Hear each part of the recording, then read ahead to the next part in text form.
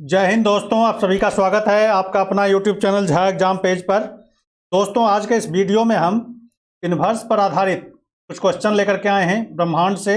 मतलब कहने का मतलब कि सोलर सिस्टम से जुड़े हुए कुछ क्वेश्चन हैं जो आप इसको देखिए, और ये एग्जाम में बार बार पूछा जाता है, इसे एक एक करके पढ़ना। तो हम लेते हैं पहला क्वेश्चन, लेकिन आगे बढ़ने से पहले मैं एक बार आपसे कहना चाहूँगा कि अभी तक आपने इस चैनल को सब्सक्राइब नहीं किया है तो आप इसे ज़रूर सब्सक्राइब कर लें। आप वीडियो पसंद आए तो ज़्यादा से ज़्यादा इसे शेयर करें, अपने दोस्तों को बताएं और हमें कमेंट करके बताएं। तो हम लेते हैं पहला क्वेश्चन। कहता है कि हमारी आकाशगंगा की आकृति है, हमारी आकाशगंगा की आकृति कैसी है? ऑप्शन है वृत्ताकार, दीर्घ वृत्ताकार, स्पाइरल, उपयुक्त में से कोई नहीं। तो हमारी आकाशगंगा की आकृति कैसी है? स्पाइरल है, ये स्पाइरल आकार की है। तो हमारा आंसर क्या हो जाएगा? सी आंसर आपका सही हो जाएगा। दूसरा है, हमारे सौर परिवार के संदर्भ में निम्नलिखित में से कौन सा कथन सही है? ये कौन सी बातें सही है हमारे सोलर सिस्टम के लिए? कहता है हमारे सौर परिवार के सभी ग्रहों में पृथ्वी सघनतम है, ये कहा गया है। दूसरे में कहा गया है पृथ्वी के संगठन में मुख्य तत्व सिलिकॉन है।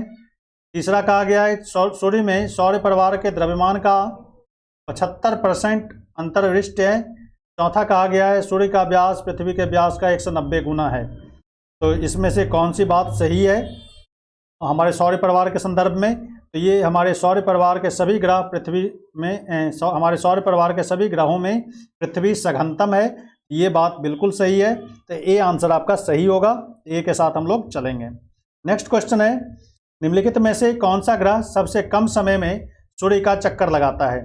सूर्य का चक्कर सबसे कम समय में कौन लगाता है? तो ऑप्शन दिया हुआ यहाँ पर, प्लूटो, बुध, पृथ्वी और शनि। तो सबसे कम समय में सूर्य का चक्कर लगाने वाला ग्रह कौन सा है? बुध। तो बी आंसर आपका सही होगा। तो बी के साथ चलेंगे, यह 88 दिन में ही सूर्य का चक्कर लगा लेता है। तो बी आंसर आपका सही होगा। अगला क्वेश्चन है, विज्ञान के किस क्षेत्र में आप व्हाइट ड्वार्फ के बारे में सीखेंगे? व्हाइट ड्वार्फ होता है एक नष्ट होता हुआ तारा, मतलब तारों का लाश कह लो आप एक तरह से। अभी तारे पूरा तरह खत्म नहीं हुआ है, लेकिन उसमें संलयन की प्रक्रिया समाप्त हो चुकी है। ऐसी स्थिति में वो व्हाइट ड्वार्फ बनता है। तो व्हाइट ड्वार्फ कहता है लोग खगोल शास्त्र में, कृषि में, जेनेटिक्स में, एंथ्रोपोलॉजी में। तभी बताया मैंने, ये अंतरिक्ष विज्ञान में तारा से जुड़ा हुआ है। व्हाइट ड्वार्फ तारा होता है एक तरह का, ये खगोल शास्त्र में पढ़ते हैं। तो ए आंसर आपका यहाँ पर क्या हो जाएगा? सही हो जाएगा। तो ए के साथ हम लोग चलेंगे। अगला क्वेश्चन है, चंद्रमा पृथ्वी का एक चक्कर कितने दिनों में लगाता है? पृथ्वी का एक चक्कर कितने दिन में लगाता है? यहाँ पर ऑप्शन दिया हुआ है 28.1 दिन, 30.2 दिन, 27.3 दिन, 28.3 दिन। तो चंद्रमा पृथ्वी का एक चक्कर लगभग 27.3 दिन में लगाता है। तो सी आंसर आपका यहाँ पर क्या हो जाएगा? सही हो जाएगा। तो सी के साथ हम लोग चलेंगे। अगला है, प्रकाश की गति से जाने पर चंद्रमा पर लगभग कितने समय में पहुंचा जा सकता है? यदि प्रकाश की गति से कोई चले तो चंद्रमा पर लगभग कितने समय में पहुंच सकते हैं? तो यहाँ पर दिया धरती से 1.3 सेकंड में, धरती से 5 सेकंड में, धरती से 10 सेकंड में, धरती से 20 सेकंड में। धरती से 1.3 सेकंड में लगभग लाइट की गति से चले तो लाइट का स्पीड कितना होता है? 3 लाख किलोमीटर, इकाई, दहाई, सैकड़ा, हज़ार, 10,000, लाख किलोमीटर प्रति सेकंड। यानी इस स्पीड से यदि चलें तो धरती से चांद तक जाने में कितना समय लगेगा? 1.3 सेकंड। तो ये आंसर आपका सही होगा। नेक्स्ट क्वेश्चन है, सूर्य के गिर्द एक परिक्रमा के लिए निम्न में से कौन सा एक ग्रह अधिकतम समय लेता है? सूर्य के गिर्द एक परिक्रमा करने में निम्नलिखित में से कौन सा ग्रह सबसे अधिक समय लेता है? तो पृथ्वी, बृहस्पति, मंगल और शुक्र। तो सबसे ज़्यादा समय सूर्य के चारों ओर घूमने में कौन लेता है? बृहस्पति। तो बी आंसर आपका सही होगा। बी के साथ हम लोग चलेंगे।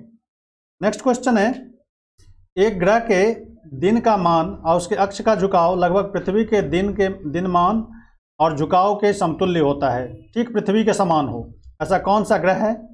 तो यूरेनस के विषय में, नेपच्यून के विषय में, शनि के विषय में, मंगल के विषय में। तो ये मंगल के विषय में ऐसा कहा जाता है कि लगभग इसका झुकाव, अक्ष का झुकाव या फिर दिन या रात का जो मान है, टाइम लेंथ है, वो लगभग पृथ्वी के समान है। तो यहाँ पर आंसर क्या हो जाएगा? मंगल ग्रह। तो डी आंसर आपका सही हो जाएगा। अगला क्वेश्चन है, कृष्ण छिद्र यानी ब्लैक होल सिद्धांत को प्रतिपादित किया था तो यहाँ पर ऑप्शन है सीवी रमन ने, एच.जे. भाभा ने, एच.जे. भाभा मतलब होमी जहांगीर भाभा ने, एस चंद्रशेखर ने, हरगोविंद खुराना ने। तो ब्लैक होल का सिद्धांत एस चंद्रशेखर ने दिया था, तो सुब्रमण्यम चंद्रशेखर। तो सी आंसर आपका क्या हो जाएगा, यहाँ पर सही हो जाएगा। सी के साथ हम लोग चलेंगे। अगला क्वेश्चन है, हमारी आकाशगंगा के केंद्र की परिक्रमा करने में सूर्य को समय लगता है। हमारी आकाशगंगा के केंद्र की परिक्रमा करने में सूर्य को कितना समय लगता है? तो यहाँ पर दिया हुआ है 2.5 करोड़ वर्ष।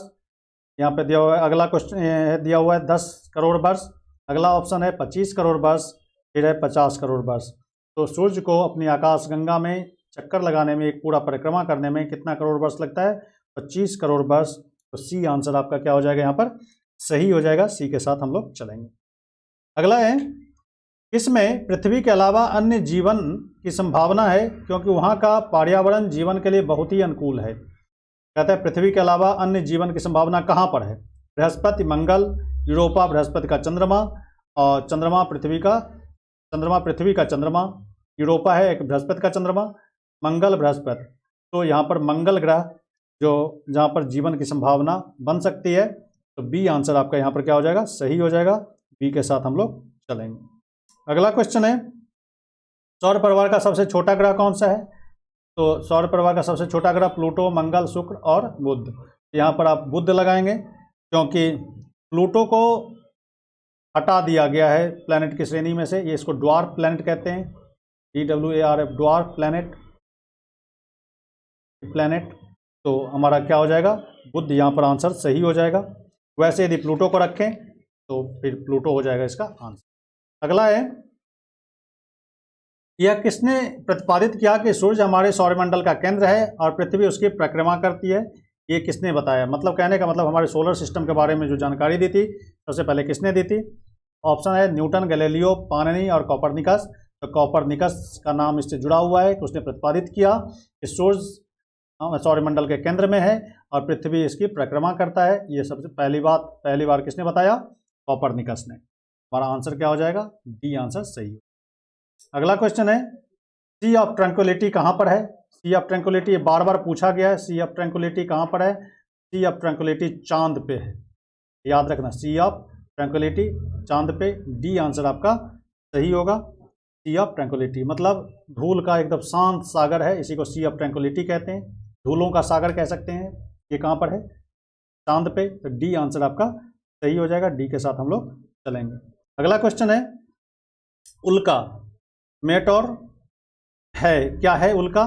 तीव्र गति से चलता तारा, बाह्य अंतरिक्ष से पृथ्वी के वायुमंडल में प्रविष्ट हुए द्रवों का अंश, तारामंडल का भाग, पुच्छहीन धूमकेतु। उल्का जो है बाह्य अंतरिक्ष से पृथ्वी के वायुमंडल में आता हुआ एक द्रव्य का अंश है। तो यही बी आंसर आपका सही होगा। उल्का के बारे में यदि कहें तो अंतरिक्ष से पृथ्वी की ओर, पृथ्वी के वायुमंडल में आता हुआ कुछ ठोस पदार्थ, पत्थर वगैरह जैसे, चट्टान वगैरह जैसे, तो उसी को हम क्या कहते हैं, उल्का कहते हैं। तो बी आंसर आपका सही होगा। बी के साथ हम लोग चलेंगे। अगला क्वेश्चन है, यद्यप समानता प्लूटो सबसे दूरस्थ ग्रह है और उसका परिभ्रमण पथ बहुत ही दीर्घवृत्त है जो किसी अन्य ग्रह के पथ को काटता है, परिणामतः 1789 में आरंभ हुई 20 वर्ष की अवधि में प्लूटो सबसे दूरस्थ नहीं था, तो कौन सा दूरस्थ था? तो सबसे दूर कौन था? प्लूटो से पहले कौन आता है?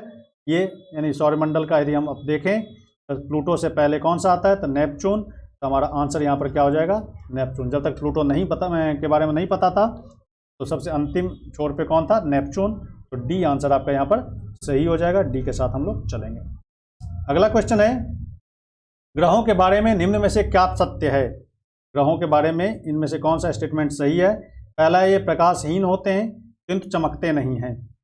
ये अप्रकाशमान होते हैं फिर हुए भी चमकते हैं। और ये प्रकाशवान होते हैं किंतु चमकते नहीं। ये प्रकाशवान भी है और चमकते भी हैं। ग्रहों के बारे में कहा जा रहा है ये अप्रकाशमान होते हैं और ये चमकते, प्रकाशमान होते हुए भी चमकते हैं। ये हमारा आंसर क्या हो जाएगा, बी सही है। बी के साथ हम लोग चाहेंगे। ये अप्रकाशमान है, इसमें अपना प्रकाश नहीं है, फिर भी ये चमकते हैं। अगला क्वेश्चन है, निम्न में से कौन सा ग्रह सर्वाधिक चमकदार है? इसमें से कौन सा सबसे ज़्यादा चमकता है? तो आपने देखा होगा शुक्र ग्रह ये सबसे ज़्यादा चमकता है, तो बी आंसर आपका यहाँ पर सही होगा। बी के साथ हम लोग चलेंगे। अगला क्वेश्चन है, कौन सा ग्रह हरे प्रकाश को उत्सर्जित करता है? हरे प्रकाश को उत्सर्जित करने वाला ग्रह इसमें से कौन सा है? तो यहाँ पर ऑप्शन दिया हुआ है, बृहस्पति, अगला ऑप्शन है शुक्र, अगला ऑप्शन यूरेनस और उसके बाद वरुण। तो इसमें वरुण आंसर सही हो जाएगा कि हरे प्रकाश को उत्सर्जित करने वाला ग्रह कौन सा है? वरुण। तो डी आंसर आपका सही हो जाएगा। डी के साथ हम लोग चलेंगे। नेक्स्ट क्वेश्चन है, मंगल और बृहस्पति की कक्षाओं के बीच सूर्य की ओर परिक्रमा करने वाले शैलों, शैल मतलब पत्थर, के छोटे टुकड़ों के समूह को क्या कहते हैं? क्या है? उल्का, धूमकेतु, उल्कापिंड, क्षुद्रग्रह। तो मंगल और बृहस्पति के बीच में जो शैल चक्कर लगाते हैं सूर्य का, वो है क्षुद्रग्रह। तो डी आंसर आपका यहाँ पर क्या हो जाएगा? सही हो जाएगा, क्षुद्रग्रह। अगला क्वेश्चन है, ग्रह उस विशाल आकाशीय पिंड को कहते हैं, ग्रह किसे कहते हैं? उस विशाल आकाशीय पिंड को जो सूर्य के चारों ओर चक्कर काटता है और उसमें स्वयं अपना प्रकाश होता है। तो ये बिल्कुल नहीं होगा, क्योंकि उस ग्रह में अपना प्रकाश होता नहीं है। सूर्य के चारों ओर चक्कर काटता है और इसमें स्वयं अपनी प्रकाश नहीं होता, वरन सूर्य के प्रकाश से प्रकाशित होता है। यही सही हो गया, अपना प्रकाश नहीं होता है, सूर्य के चारों ओर चक्कर काटता है। तो यही बी आंसर आपका सही होगा। तीसरा भी दिया हुआ है, अपनी धुरी पर घूमता है, दीर्घवृत्ताकार मार्ग पर चलता है। ये आंसर आपका बिल्कुल सही होगा। विशाल आकाशीय पिंड है जो सूर्य के चारों ओर चक्कर काटता है, इसमें स्वयं अपना प्रकाश नहीं होता है, वरन सूर्य से प्रकाशित होता है। तो ये आंसर आपका सही हो जाएगा। अगला क्वेश्चन क्या है, कौन सा हिमवारित ग्रह है? हिमवारित ग्रह है मंगल, शुक्र, बृहस्पति और पृथ्वी। तो बृहस्पति हिमवारित ग्रह है। तो सी आंसर यहाँ पर सही हो जाएगा। सी के साथ चलेंगे। अगला क्वेश्चन है, एक खगोलीय इकाई दूरी है, 1 एस्ट्रोनॉमिकल यूनिट कौन सा है? पृथ्वी और सूर्य के बीच की दूरी, पृथ्वी और चंद्रमा के बीच की दूरी, बृहस्पति और सूर्य के बीच की दूरी, प्लूटो और सूर्य के बीच की दूरी। पृथ्वी और सूर्य के बीच की दूरी को हम क्या कहते हैं? Astronomical unit. तो ए आंसर आपका सही हो जाएगा। ए के साथ चलेंगे। नेक्स्ट क्वेश्चन है, निम्नलिखित में से कौन सा एक तारा पृथ्वी के सर्वाधिक समीप है? पृथ्वी के पास सबसे नज़दीक का तारा कौन सा है? ध्रुव तारा, अल्फा सेंचुरी, सूर्य और लुब्धक। तो सूर्य भी एक तारा है। सूर्य हमारे पृथ्वी इन तारों में से सबसे नज़दीक है, तो सूर्य ही हमारा आंसर होगा। तो सी आंसर हमारा सही है। पृथ्वी के नज़दीक का यदि सबसे नज़दीक का तारा पूछे तो क्या है? सूर्य। सूर्य एक तारा है। जितने सारे तारे दिखते हैं वो सारे सन है। हमारा सन भी क्या है? एक स्टार है। तो सी आंसर आपका सही हो जाएगा। अगला है, शुमेकर लेवी 9 धूमकेतु किस ग्रह से टकराया था? शुमेकर लेवी 9 किस ग्रह से टकराया था? तो प्लूटो, मंगल, बृहस्पति और शनि। तो याद रखना, ये बृहस्पति ग्रह से टकराया था। शुमेकर लेवी 9 एक धूमकेतु किससे टकराया था? बृहस्पति ग्रह से। तो सी आंसर आपका यहाँ पर सही होगा। अगला है, तारे का रंग सूचक है। तारे का रंग किससे पता चलता है? सूर्य से दूरी का, उसकी ज्योति का, उसके पृथ्वी से दूरी का, उसके ताप का। तो हमारा आंसर क्या हो जाएगा? डी आंसर आपका सही हो जाएगा। डी के साथ हम लोग चलेंगे। नेक्स्ट क्वेश्चन है, दो ग्रह जिनके उपग्रह नहीं है। इन दो ग्रहों के उपग्रह बिल्कुल नहीं है, कोई भी उपग्रह नहीं है। बृहस्पति और पृथ्वी ये तो है ही इसके पास उपग्रह। बुध और शुक्र, बुध और शनि, शुक्र और मंगल, मंगल के भी हैं दो उपग्रह मंगल के। तो इसमें बुध और शुक्र का कोई उपग्रह नहीं है। तो बी आंसर आपका क्या हो जाएगा? यहाँ पर सही हो जाएगा। बी के साथ चलेंगे। मंगल के उपग्रह का नाम है फबोस और डिमोस। शुक्र का भी कोई उपग्रह नहीं है, बुध का भी नहीं है। पृथ्वी का एक ही उपग्रह है, चांद, जिसको हम चांद कहते हैं, मून। और बृहस्पति के भी बहुत सारे हैं। तो किसमें का नहीं हुआ? बुध और शुक्र का। याद रखना, बी आंसर आपका सही होगा। अगला क्वेश्चन है, किस ग्रह के चारों ओर वलय है? वलय की बात कर रहा है। शनि, बृहस्पति, बुध और पृथ्वी। तो शनि के पास क्या है? वलय है। ये आंसर आपका क्या हो जाएगा? सही हो जाएगा। ए के साथ चलेंगे। अगला क्वेश्चन है, किसी ग्रह के चारों ओर परिक्रमण करने वाले छोटे आकाशीय पिंड को कहते हैं? किसी ग्रह के चारों ओर परिक्रमण करने वाले छोटे आकाशीय पिंड को क्या कहते हैं? बताओ। उल्का, उपग्रह, उल्कापिंड और पुच्छल तारा। ग्रह के चारों ओर परिक्रमा करने वाले आकाशीय पिंड को उपग्रह कहते हैं। तो बी आंसर आपका क्या हो जाएगा? सही हो जाएगा। बी के साथ हम लोग चलेंगे। नेक्स्ट क्वेश्चन है, पृथ्वी से निकटतम दूरी पर ग्रह। पृथ्वी से सबसे दूर कौन सा ग्रह है? पृथ्वी से सबसे दूर कौन सा है? बुध निकटतम पूछ रहा है, पृथ्वी से सबसे निकटतम कौन सा ग्रह है? बुध, शुक्र, मंगल और बृहस्पति। तो पृथ्वी से सबसे नज़दीक कौन सा ग्रह है? शुक्र। तो बी आंसर आपका क्या हो जाएगा यहाँ पर? सही हो जाएगा। बी के साथ हम लोग चलेंगे। अगला क्वेश्चन है, हमारे सौरमंडल में सबसे गर्म ग्रह कौन सा है? हमारे सौरमंडल का सबसे गर्म ग्रह, तो शुक्र, बुध, मंगल और पृथ्वी। हमारे सौरमंडल का सबसे गर्म ग्रह, तो गर्म ग्रह कौन सा है? शुक्र। ये आंसर आपका सही होगा, क्योंकि यहाँ पर मीथेन गैस है बहुत ज़्यादा, इसके कारण ये गर्म हो जाता है। तो ये आंसर आपका यहाँ पर सही होगा, शुक्र। अगला है, उल्काएं वे खगोलीय पिंड हैं जो, उल्काएं कौन सा खगोलीय पिंड है? बालू के कणों के आकार के हैं, उपग्रहों से बड़े हैं, उपग्रहों की परिक्रमा कर रहे हैं, ग्रहों की परिक्रमा कर रहे हैं। उल्काएं वे खगोलीय पिंड हैं जो बालू के कणों के आकार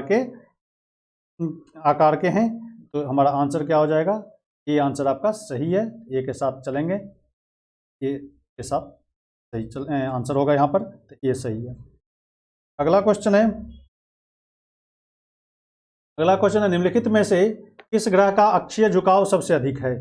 कौन से ग्रह का अक्षीय झुकाव सबसे अधिक है? ऑप्शन है पृथ्वी, बुध, प्लूटो और शनि। तो बुध का अक्षीय झुकाव सबसे अधिक है, तो बी आंसर आपका यहाँ पर क्या हो जाएगा? सही हो जाएगा। तो बी के साथ चलेंगे, बुध का अक्षीय झुकाव सबसे अधिक है। अगला क्वेश्चन है, निम्नलिखित में से कौन सा सूर्य का ग्रह नहीं है? इसमें से कौन सूर्य का ग्रह नहीं है? तो बुध भी ग्रह है, शुक्र भी ग्रह है, चंद्र और वरुण। तो चंद्र ग्रह नहीं है, यही पूछा जा रहा है, नहीं है। तो चांद ग्रह नहीं है, एक उपग्रह है पृथ्वी का। तो सी आंसर आपका क्या हो जाएगा? सही हो जाएगा। अगला प्रश्न है, ध्रुव तारे की दिशा किस ओर हो रहती है? ध्रुव तारा किस दिशा में दिखता है? पृथ्वी से देखें आप ध्रुव तारे को, ये किस दिशा में दिखता है? तो हमेशा उत्तर की दिशा में दिखता है। तो ए आंसर आपका सही होगा, ध्रुव तारा हमेशा उत्तर की दिशा में दिखता है। तो ए आंसर सही है। अगला प्रश्न है, ज्वारीय शक्ति के कारण सूर्य से सिगार के आकार का एक भाग टूटकर अलग हो गया था। कहता है सूर्य से एक भाग टूटकर अलग हो गया था, जिसे कहा गया, क्या कहा गया? तो प्लेनेटेसिमल नोवा फिलामेंट नेबुला। ये क्या कहा गया? फिलामेंट। तो सी आंसर आपका क्या हो जाएगा? सही हो जाएगा। तो सी के साथ हम लोग चलेंगे। अगला क्वेश्चन है, किस कारण हम चंद्रमा की सिर्फ एक ही सतह देख पाते हैं? किस वजह से चंद्रमा का एक ही सतह दिख पाता है? ऑप्शन है, चंद्रमा की दूसरी सतह प्रकाश प्राप्त नहीं कर पाती है, चंद्रमा की घूर्णन तथा परिक्रमण अवधि एक समान लेती है, चंद्रमा की परिक्रमण गति पृथ्वी के परिक्रमण गति के समान है, यह एक दृष्टि भ्रम है। तो यहाँ पर परिक्रमण और घूर्णन दोनों क्या है? एक समान समय लेता है चंद्रमा, जितने समय में घूमता है अपने एक्सिस पे उतने ही समय में पूरा चक्कर लगाता है, इसलिए हमेशा क्या होता है? एक भाग इसका दिखाई पड़ता है। तो बी आंसर आपका क्या हो जाएगा? सही हो जाएगा। बी के साथ हम लोग चलेंगे। नेक्स्ट क्वेश्चन है, भूगोल का पिता किस भूगोलविद को कहा जाता है? भूगोल का पिता किस भूगोलविद को कहा जाता है? तो यहाँ पर दिया हुआ है इरेटोस्थनीज, हिकैटियस, टॉलेमी और स्ट्रॉबी। तो भूगोल का पिता इरेटोस्थनीज को कहा जाता है। तो ए आंसर आपका यहाँ पर सही है। ए के साथ हम लोग चलेंगे। तो दोस्तों, आज के इस वीडियो में बस इतना ही। फिर हम लेकर के आएंगे कुछ नए सवाल नए वीडियो में। तब तक आपने इस चैनल को सब्सक्राइब नहीं किया है तो इस चैनल को जरूर सब्सक्राइब कर देना, ज़्यादा से ज़्यादा इसे शेयर करना, कमेंट करके हमें बताना। आज बस इतना ही। Thank you very much. जय हिंद।